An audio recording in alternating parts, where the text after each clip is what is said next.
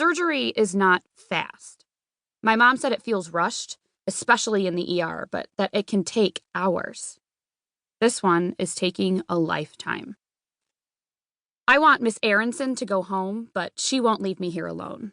She keeps asking if I want coffee or a snack, but all I really want is for this not to be happening. For it to be over.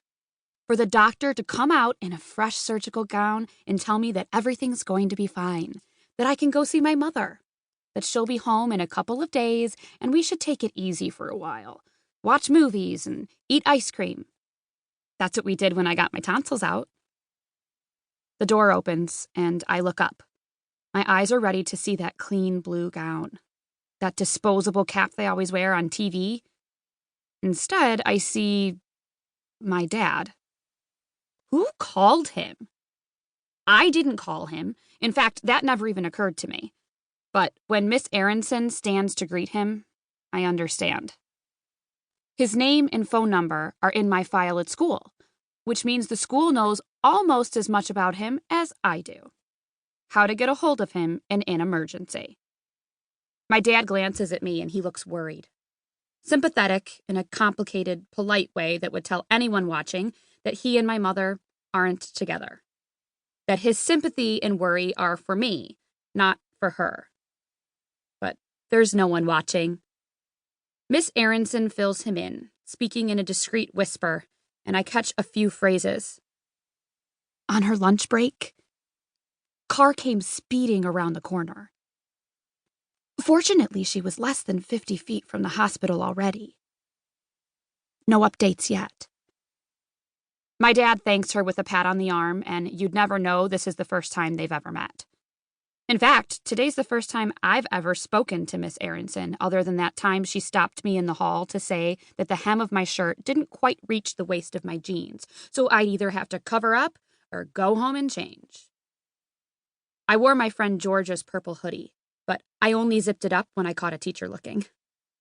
Dad doesn't know about that because a wardrobe violation doesn't count as an emergency. Other things that don't count as a dad-level emergency: chipping a tooth on the mouthpiece of my clarinet, locking myself out of the house after school, and getting my first period. Michaela, my dad says as he sinks into the chair next to mine. He's wearing slacks and a button-up shirt with a tie. I'm so sorry. How are you holding up?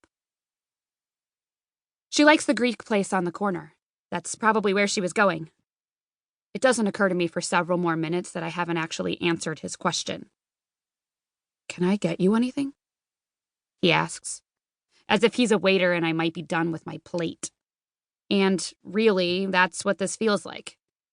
I don't know how to be with him when there are no birthday or Christmas presents, when he isn't ordering us both the turkey special on the day after Thanksgiving or the red, white, and blue pancakes on July 3rd. My dad is a pop-up parent. He appears on my birthday every year and at least near most major holidays. He returns all my texts, and he calls when my mom tells him I'm sick. He pays child support every month and finances half my wardrobe and my extracurriculars. He sent flowers when my grandmother died. But most of the time, he lives his life, and my mother and I live ours. Don't get me wrong. I love him. I just don't know him well enough to know whether or not I should actually like him. Yet, here he is, on a moment's notice. He lives an hour away, so he must have come as soon as he got the call. I guess he should get credit for that much. If you're sure you don't need anything, I'm going to go see what I can find out. He stands again, and I nod. They'll tell him more than they told Miss Aronson, because he's family, kind of. And because he's a doctor. My dad's a family practitioner, not a surgeon, but professional courtesy is a real thing, so...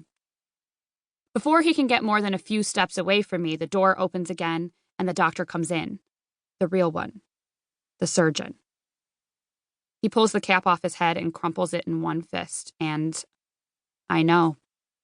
I can tell from the defeat in that one gesture, from the fleeting look of failure in his eyes before he clears his throat and puts on his professional face as his gaze slides from my father